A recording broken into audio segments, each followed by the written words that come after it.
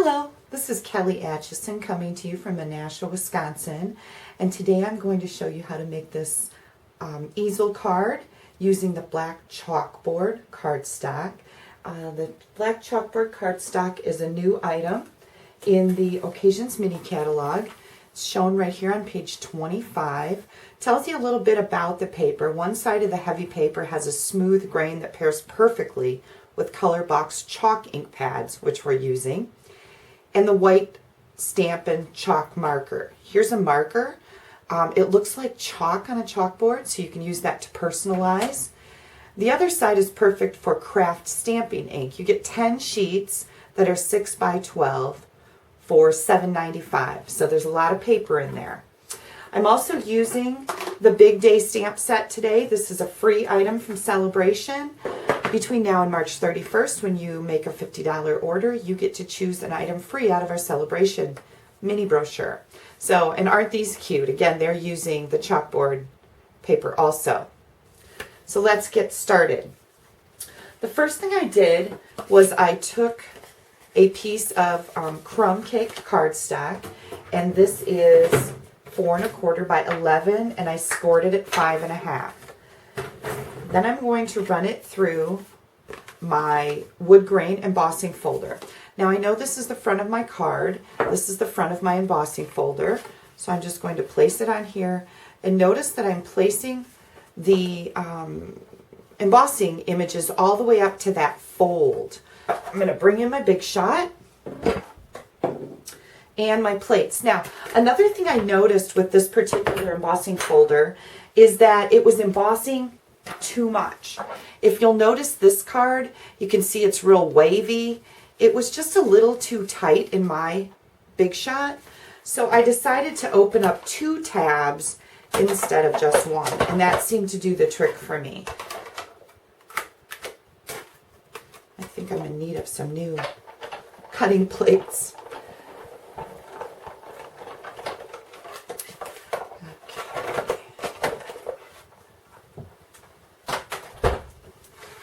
And here is what looks like wood grain. And I wanted my my easel card, it looks like a chalkboard easel, to have that wood grain.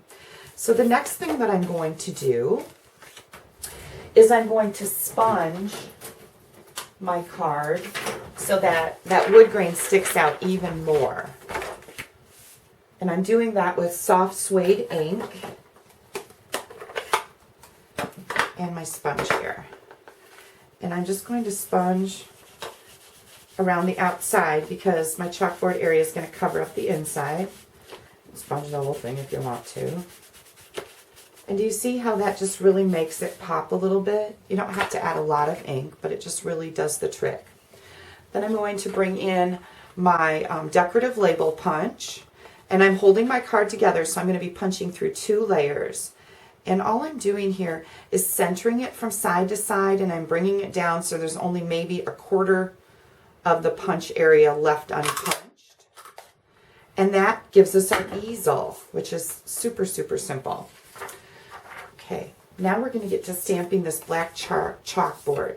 This cardstock is extremely thick. I love it. It feels and looks like a chalkboard. And my stamp is right here. And then I also have the aquamarine color box chalk ink pad. So I'm going to ink this up. And one thing I wanted to use was my Stamp-A-Majig. I have a tutorial on my blog that shows how to use this. And I've already started it here. So I'm just going to bring this in and make sure that my image is centered. And my stamp is inked up. Stamp that right here. Ooh, that looks great. Okay.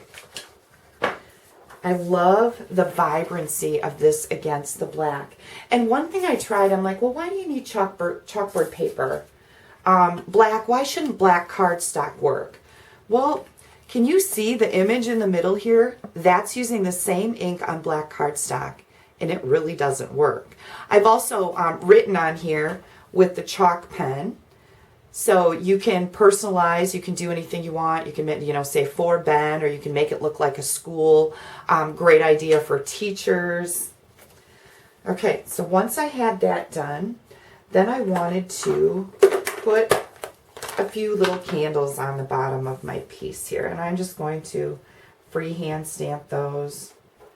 Thought those were really cute, just kind of adds to it. And then I'm going to adhere this to a piece of Bermuda Bay cardstock. By the way, my chalkboard piece is 3 by 3, so my Bermuda Bay is 3 1/4 by 3 1/4. And then I wanted to give this just a little bit of bling. This is cut 3 1/4 wide, and I just want to use my scallop punch, and I want a little scallop edge underneath my chalkboard and Bermuda Bay layer. This chalk does stay wet for a little bit, so you kind of want to, you know, don't be touching on it right away.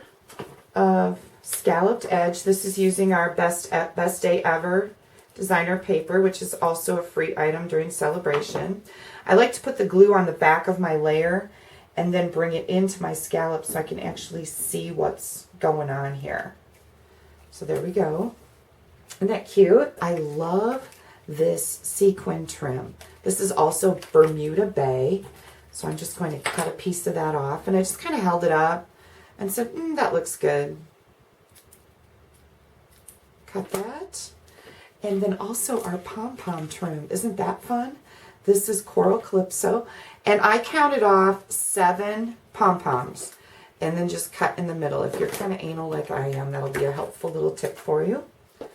And now I'm just going to take my pom-poms and my sequin trim, and notice that there's a thread on the back of it and not on the front. Sorry, my hands are all dirty. I've been stamping all morning. And I'm just going to put this in here, and then Stampin' Up! Has a little stapler that's also in the Occasions mini catalog, and I absolutely love it. It's got a nice handle on it, so you can get good reach. Let's see if I can get this in here so I can... I knew this was going to give me trouble when I turned that camera on. Okay, here comes my little stapler. Got it in there. Now, if your sequins kind of stick up like that, just give them a little tug. They'll come down where they belong. Okay, very cool. The next thing I'm going to do is just glue this. And I like to use glue when I'm gluing layers on, especially to something that's embossed, because you've got all those ridges. I just think that the glue gets down in there and holds better. If you've ever had a card fall apart because of this, you know exactly what I'm talking about. So I'm just going to stick that down for a little bit. And while I give that a little bit of time to dry, I'm going to bring in my inside layer. Now, this is a fairly small layer, and I am using words that are need to be straight, I guess is a good way to put it. So I'm going to use the Stamp-A-Majig to stamp my inside pieces. Right now I'm searching. There we go. Here's my ink pad. I lost it there. So here comes my imaging sheet, and I'm going to stamp Happy Birthday. And again, I'm just centering it here. And I know that I need to do this because I've made several of these cards this morning, and I didn't like that my words were crooked. I'm going to do, and perhaps a little ice cream first, because the front of our card says, celebrate your big day with cake, and perhaps a little ice cream, and then happy birthday. And this makes this so simple. I don't have to stress that I'm going to get it crooked. And then I want this little cake down here in the bottom corner.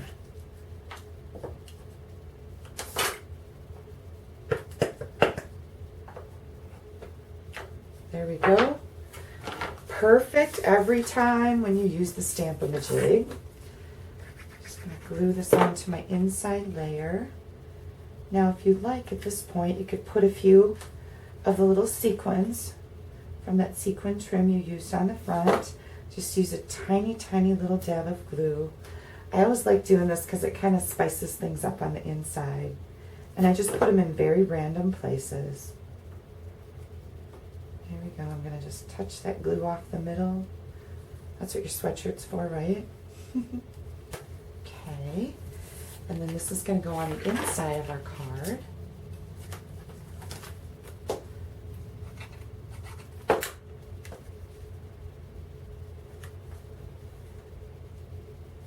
There we go. Now what's missing is our little balloon, and I just added that as an afterthought. I thought it was really cute. So here's the finished card. Here's the balloon, and I've made a little template to show you how I did that. I've got a 1-inch circle punch. I punched out an owl and cut out a leg. And here's the back of the balloon where I glued the leg on, and here's the finished balloon. Add some baker's twine, and this is loose in here. I just took my little string and wrapped it around the back of this layer, then kind of popped it up a little bit like that. So what a fun card. I can't wait to send these out. I hope you'll stop by my blog, www.astampabove.com. Got lots of other ideas on there for you. Thanks for stamping with me.